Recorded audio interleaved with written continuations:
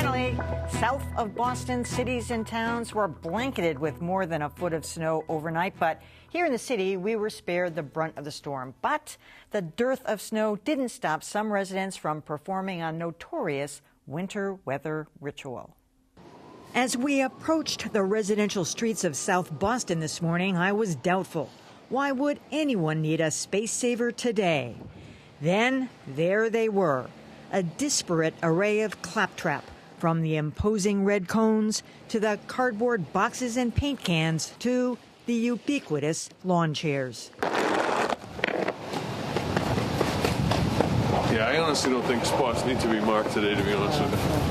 What gets me is the violence over it. I'm like, people, it's a parking spot. Oh, but a precious one at that, which is really today's takeaway. It's about the spot, not who shoveled the snow. Are you going to mark your spot? Yes. I'm going to try. I'm going to look for something. I'm not sure yet. Do you have anything in your trunk? I might have something that could work. Probably not big enough for a spot like this. All right, so be honest, in the end of the day, it's not so much about the snow as it is marking the spot. Yes. It's always about marking your spot. Christian Luciano is late for work, but she's going to look around for something to mark her spot first. Otherwise, she'll be cruising the neighborhood tonight. Same with Celso Otero. You're going to use yourself a space saver? Yeah. Okay, what do you got? Just a bucket. Okay. Do you think it's necessary today? Not really, but it's so hard to find parking. Sometimes you just got to do it. Yeah. So in some ways, it's more about the parking than the snow. Yeah, a little bit. And as Gary, our first shoveler, admitted earlier, it's just one of those enduring traditions. So you're going to mark this spot today? I have no idea. I did it for my parents, so I have no comment on that, but they might. I don't know. I have nothing to mark it with, so as of right now, no. It's still somebody else's marker. Yeah, absolutely. Still someone else's chair or fridge or basket or barrel. Well, my next guest knows all about South Boston's space saver mentality. Maureen Dayhill is co-founder of the blog Caught in Southie. She's a lifelong South Boston resident and ran for a state senate last year. Thanks for joining us, Maureen. All right, so honest, Injun, do you ever use a space saver? Absolutely. I do. If we shovel out the spot, I think that you should mark your spot with the space saver. The city acknowledges that if you shovel out your spot, you can hold it for 48 hours after a snow emergency. So if you don't do it, you end up losing out. I live in the Back Bay, and no one does it. Why do you think that? And it's just as bad. The parking is just as bad. I know. I agree. I think it's just been a tradition.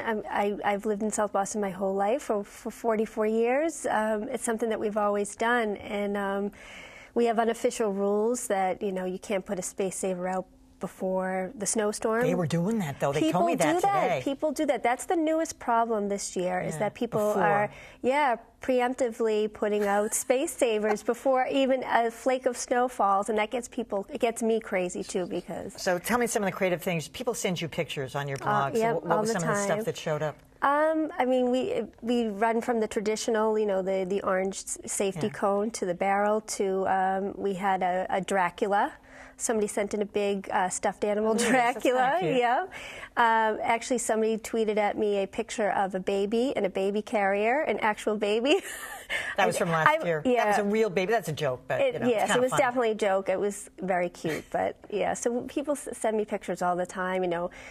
Premature space savers to people who are still have space savers out 2 weeks after a snowstorm. So that's somebody taking advantage. I had this big aha moment. I guess everybody knew this besides me, but it has nothing to do with shoveling out the space. Absolutely nothing to do. There was no snow this morning. No, really. That had nothing to do with Very little snow. So sometimes it's, I did all the work, and this has nothing to do with it. It's about saving the space because it's just too hard to find one. Right.